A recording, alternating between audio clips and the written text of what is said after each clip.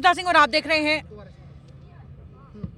नमस्कार city big news पर। आप देख रहे हैं मुझे यानी अंकिता सिंह को। फिलहाल मेरे साथ मौजूद हैं बरवाला से पूर्व विधायक रामनिवास घुड़ेला जी। सर नमस्कार, स्वागत है आपका। नमस्कार, सबका स्वागत जी। सर सबसे पहला सवाल, यहाँ पर जो परिस्थितियां फिलहाल बनी हुई थी उसी पर पूछना चाहूंगी कि जिस तरीके से राजनीतिक बैकग्राउंड होने की वजह से आपका विरोध यहाँ पर एक व्यक्ति कर रहे थे या फिर कुछ लोग समर्थन में भी उतरे, क्या मानते हैं कि लोगों की इस नजरियों को किस तरीके से देखते हैं आप?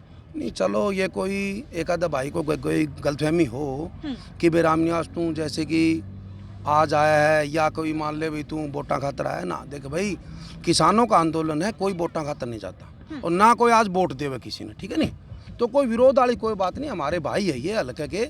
बाकी मैंने इनको बता दिया है, देखो भाई जब ये तीनों बिल पास करे थे तीनों बिल पास करे थे, सबसे पहले बरवाड़ा हल्के के अंदर इन बिलों का विरोध मैंने करवाया था। बरवाड़ा हल्का किसान 300-400 हम बरवाड़ा इकट्ठे होके एसडीएम ऑफिस के अंदर 3 घंटे हमने धरना दिया था वहाँ पर, और राष्ट्रपति का नाम, प्रधानमंत्री का नाम और मुख्यमंत्री का नाम वहाँ पर हमने ज्ञापन दिया था।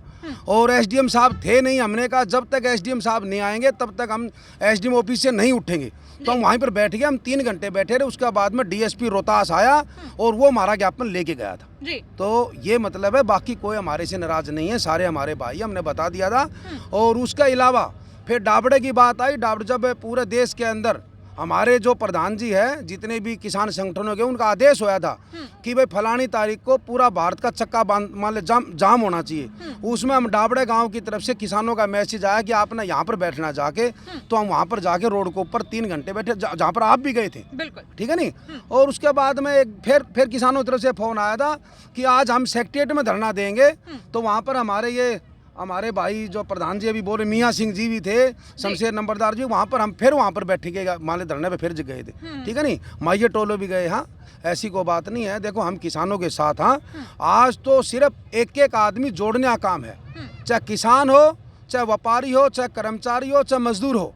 हर आदमी का एक ही मतलब है, सब आदमी जुड़े और जुड़ के किसानों का साथ दें, ताकि किसान बचेगा तो देश बचेगा, किसान बचेगा तो मजदूर बचेगा, किसान बचेगा तो व्यापारी बचेगा, किसान बचेगा तो कर्मचारी बचेगा। आज सबका मकसद एक है। देखो आप दूसरे देशों से हमारे जितने भी भाईचारे हैं, जो चाहे पंजाब के हो चाहे कहीं के भी हो, उनका सबका समर्थन आ रहा है किसानों का। तो इसलिए आज हर आदमी का एक ही मतलब है, वह किसान बचना चाहिए। जी बिल्कुल सर, जिस तरीके से किसान तबका जो है आज 2 हिस्सों में बढ़ चुका है, एक वो जो आंदोलन पर बैठा हुआ है और एक वो किसान, व्हाइट कॉलर किसान जो SYL के मुद्दे पर पानी मांग रहा है। उन किसानों के बारे में क्या टिप्पणी करना चाहेंगे? वे किसान नहीं है। ये जो बीजेपी की सरकार है, इन्होंने हमेशा ही सभी वर्गों को जात पातों बांटने का काम किया। इलेक्शन का समय आता है तब भी जात पात की बात करते हैं। अब ये किसानों का मुद्दा है, इसमें भी मान ले जात पात कर लो चाहे 2 भागों में बांटने का काम कर लो, परंतु किसान वर्ग ये कितना बड़ा है। जो असली किसान है नहीं, वे आज सड़कों के ऊपर है। वे तो ड्राइंग रूम के किसान है। वे सिर्फ राजनीति करने के लिए, काल मुख्यमंत्री ने क्या जरूरत थी वहाँ पर ड्रामा करने की। वो सिर्फ एक लड़ाना चाहते थे प्रदेश के अंदर किसानों को और एक गांव को लड़ाना चाहते, परंतु ऐसा नहीं हुआ। गांव का पूरा साथ था काल किसानों के साथ। जी सर, जिस तरीके से कल का जिस रैली की आप चर्चा कर रहे हैं, उस रैली के अंदर जो करनाल के सांसद साहब हैं या फिर बहुत सारे भाजपाई विधायकों को मंदिरों में छुप करके अपनी जान बचानी पड़ी है, इस पर क्या टिप्पणी करेंगे? देखो मंदिरों में तो नहीं, मैंने भी वीडियो देखी थी। जब वहाँ पर किसान पहुँचे, जो वो सटेज थी उसको ऊपर कब्जा किया किसानों ने। भाई यहाँ पर हम मुख्यमंत्री का यानी प्रोग्राम नहीं होने देंगे। बस वे MP थे, MLA थे, सारे चल गए थे। वहाँ पर कोई ऐसी बात छुपने की मारने की कोई बात नहीं थी। किसान ये काम करते तो आज इतने लाख करोड़ों लोग जो सड़कों पर है, ये मान ले आंदोलन 45 दिन थोड़ा चलता, ये आंदोलन 2 दिन चल के खत्म हो जाता। किसानों का हाथ में कुछ भी नहीं है। किसान खाली हाथ उस दिन भी थे, आज भी है। दिल्ली पहुंचे खाली हाथ पहुंचे। जहाँ किसानों को सरकार ने रोक दिया वहीं किसान रुक गए। तो इसके ऊपर कोई ऐसी बात नहीं है, किसी छुपने की कोई बात नहीं, ना किसी को दबाया।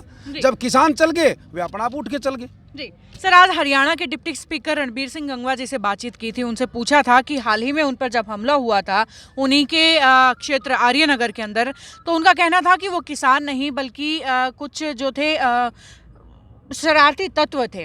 तो आपका क्या मानना है, क्या वो किसानों का ही विद्रोह था या आपको आप इस मुद्दे को किस नजरिए से देखते हैं? देखो आज किसान पूरे हिंदुस्तान के अंदर सड़कों के ऊपर है, और जब किसानों ने ये कह दिया, जिसकी सरकार जहाँ पर भी है, जो सरकार में हिस्सेदारी है, हम उसका विरोध करेंगे। जब किसानों का ये ऐलान है तो उनको घर से बाहर नहीं निकलना चाहिए, चाहे कोई भी हो, चाहे रणबीर जी हो, चाहे मुख्यमंत्री भी क्यों ना, चाहे ओम प्रकाश जी धनखड़ भी क्यों। सिर्फ सरकार का विरोध है, ना कि विपक्ष का कोई विरोध नहीं है। तो इसलिए वहाँ पर किसान थे, ये तो शुरू से कह रहे हैं। पंजाब वाले भाई चाले शुरू में आंदोलन के अंदर, फिर हरियाणा चाले बरे, तो अफगानिस्तान से आगे, पाकिस्तान से आगे, ना खालिस्तानी है फलाना, ये कुछ भी कह सकते बीजेपी वाले आदमी। तो ऐसी कोई बात नहीं है। जिन्होंने विरोध किया था वे किसान थे, असली किसान है। किसान का दर्द है, आज के दिन किसान का पूरा दर्द है कि अगर ये तीनों कानून अगर लागू हो गए, काम शुरू हो गया, तो वास्तव में किसान बर्बाद हो जाएगा। जी सर, उसके बाद अगला सवाल पूछना चाहूँगी आप ही की विधानसभा क्षेत्र जोगीराम सिहाग के बारे में, कि उन्होंने बयान हाल फिलहाल में ये दिया था कि अगर किसान नेता उनसे कहेंगे तो वो विधानसभा सीट से इस्तीफा दे देंगे। उनके इस बयान पर आप क्या कहना चाहेंगे, आपकी क्या टिप्पणी है? देखो वो तो देखो उसका काम है, उसके ऊपर तो मैं क्या कहूँगा भाई, उसके ऊपर तो हम नहीं कहेंगे। वो तो देखो खुद जाने भाई क्या करेगा, दे ना दे। किसान तो शुरू से कह रहे हैं, किसान उनका इस्तीफा नहीं मांग रहे। मैं भी कहूँ यह बात, किसान ये कह रहे कि तुम सरकार से समर्थन वापस लो जी, और समर्थन वापस की बात कर रहे हैं।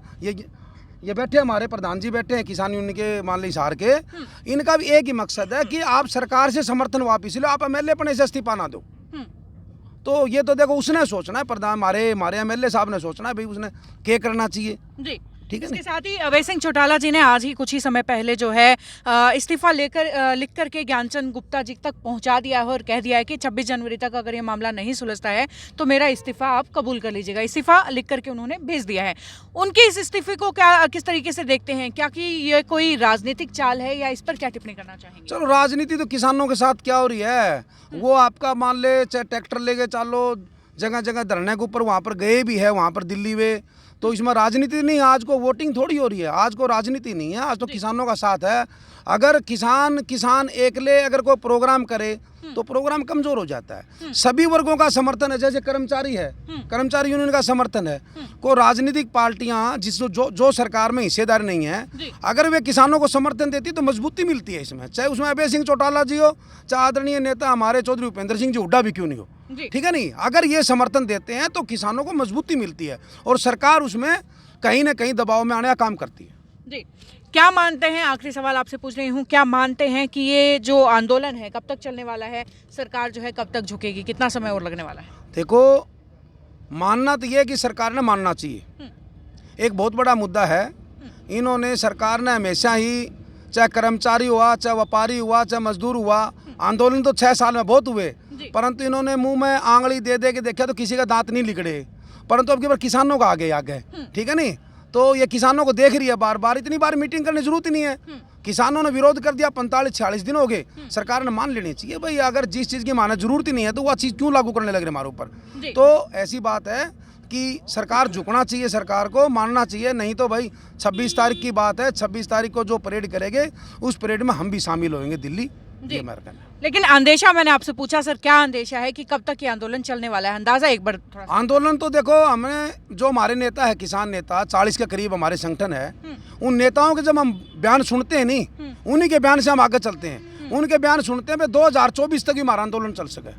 अच्छा, चलिए बहुत बहुत धन्यवाद सर आपका हमारे साथ जुड़ने के लिए और हमारे सवालों का जवाब देने के लिए। धन्यवाद, थैंक यू, धन्यवाद। तो ये थे पूर्व विधायक रामनिवास घोडेला जी, जिनसे सीधे सीधे सवाल हमने पूछे और आगे भी लगातार सवालों का सिलसिला यूं ही जारी रहेगा। अलग अलग हस्तियों से देखने के लिए जुड़े रहिए। किसान यूनियन के प्रधान जी सर, इनसे भी करते हैं। आगे भी लगातार सिलसिला यूं ही जारी रहेगा, देखने के लिए जुड़े रहिए हमारे चैनल सिटी बिग न्यूज़ के साथ। नमस्कार।